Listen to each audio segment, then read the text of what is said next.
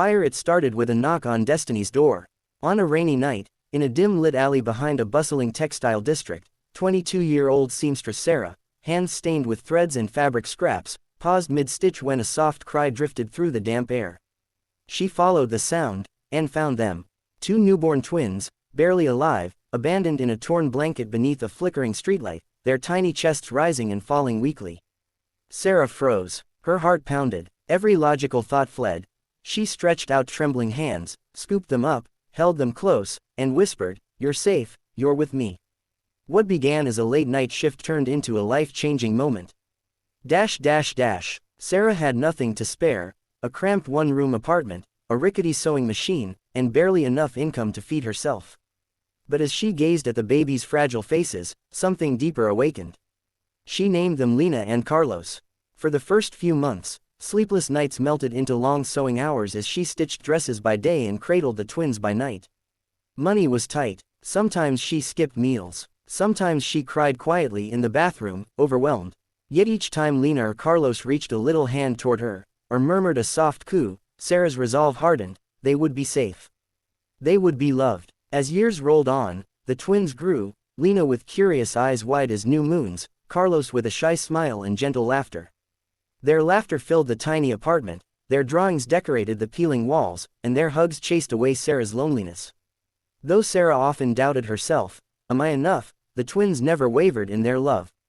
Still, questions lingered. Who had left them in the alley? Why? And would the children's real family ever come forward? Sara pushed the doubts aside. In her heart, she was their mother. Then, when Lena and Carlos turned 7, everything changed. One clear afternoon, a black sedan rolled to a stop outside their building.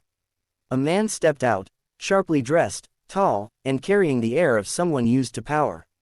His eyes were intense yet uncertain. He knocked on Sara's door, paused, then spoke, "Are you Sara Morales?" Sara's heart froze. He introduced himself as Andres de la Vega, a successful CEO who had been living abroad when his wife vanished after giving birth to twins. After years of searching, he finally traced the children, only to discover they had been given up. The heavy weight of regret and sorrow pressed in his eyes. Sara braced herself, expecting anger. Instead, he whispered, "I'm not here to take them away. I'm here because I lost them, and I want to help you heal the pain." Tears blurred Sara's vision. Did a man with money and power deserve to write a past she tried to overwrite with love? She hesitated, fiercely protective, uncertain what this meant for their family. In the days that followed, Andres returned.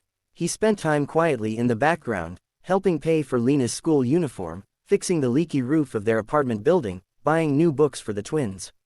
Lena gasped at the colorful storybooks arriving in the mail. Carlos's shy smile brightened when Andres greeted him with warmth. Sara watched it all, torn between gratitude and fear.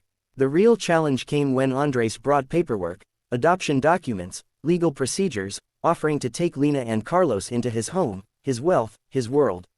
For Sara, it was a test: give up the only family she had known, or stand firm in the love they had built. Late one night, she sat across from Andres at their tiny kitchen table.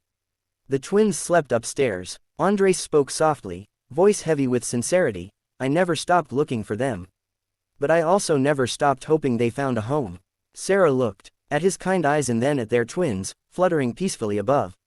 She realized love wasn't about blood, or money, or status. It was the sleepless nights, the sacrifices, the laughter, the tears. With a trembling but steady voice, she said, "No, they belong here, with me. But maybe we can all be family." From that night onward, their lives shifted.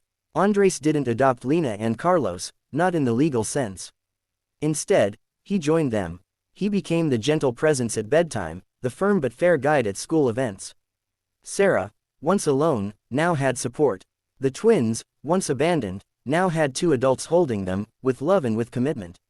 Years later, at a sunny park on a spring afternoon, Sara watched Lena run ahead with 2 ice cream cones, Carlos trailing behind with a shy grin, and Andres beside them, laughing. She glanced at him and whispered inwardly, "This is home." And in that moment she understood. Family isn't only about what you're given at birth, it's about what you build with trust, sacrifice, kindness, and unspoken love. Glowing star message to take away. True family is forged by love, not blood.